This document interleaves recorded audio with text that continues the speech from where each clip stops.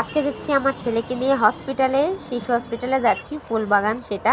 তো ঘর দিয়ে কিন্তু সব ঘরের কাজ কমপ্লিট করে আমি আর আমার ছেলে বেরিয়ে পড়েছি ফুলবাগানের উদ্দেশ্যে, মানে শিশু হসপিটাল। তো আমার ছেলের একটু সমস্যা হয়েছে, সেই কারণেই যাচ্ছি। তো যেতে যেতে তো 2টো বেজে গেছিলো। ডাক্তার আমি কিন্তু পাইনি, খালি টিকিটটা অন্তত পেয়েছি। তো আমাকে বলেছে পরের দিন আবার যেতে, কিছু করার নেই, খালি টিকিটটা কাটলাম 2 টাকা দিয়ে। আর হসপিটালে সবার দেখানো হয়ে গেছে, সবাই বসে আছে, অনেকটাই খালি, কারণ এত খালি কিন্তু থাকে না।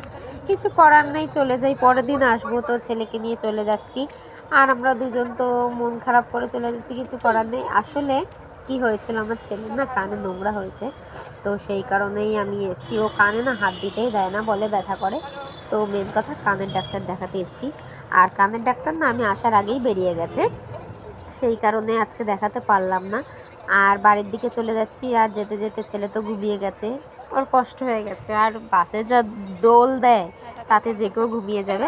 তারপরে একেবারে কিন্তু আমি বাড়ি না গিয়ে চলে যাচ্ছি বাবার বাড়ি, কারণ আজকে বাবার বাড়িতে একটু নেমন্তন্ন আছে, মাংস রান্না করেছে, তাই আমাকে আর আমার ছেলেকে ডেকেছে খেতে। সাথে কিন্তু আমার বরকেও ডেকেছে, ও হলো আমাদের বাড়ি থেকে, তারপর ও আসবে বাবার বাড়ি। আর আমি একেবারে হসপিটাল থেকে চলে এসেছি এই বাড়িতে। তো চলে এসেছি আমাদের বাড়ি, বাবার বাড়ি। সব ছেলের জামা কাপড় কিন্তু আমি ব্যাগে করে নিয়েই এসেছি। এখন ঘরে এসে দেখি তো সবাই রয়েছে ঘরে, অনেকে রয়েছে, আর আমাদের বাড়ি কিছু আত্মীয়ও এসেছিলো, সেই কারণে আজকে ডেকেছে। দেখো, আমি কিন্তু খেতে বসে পড়েছি মাংস দিয়ে ভাত। আর এখানে আমার বৌদি আমার জন্য কষা মাংস তুলে রেখেছিল, সেই জন্য সেই মাংসগুলো খাচ্ছিলাম, আর এতটা টেস্ট লাগছিল। আমার বৌদি কিন্তু রান্না করেছে আজকে মাংসটা।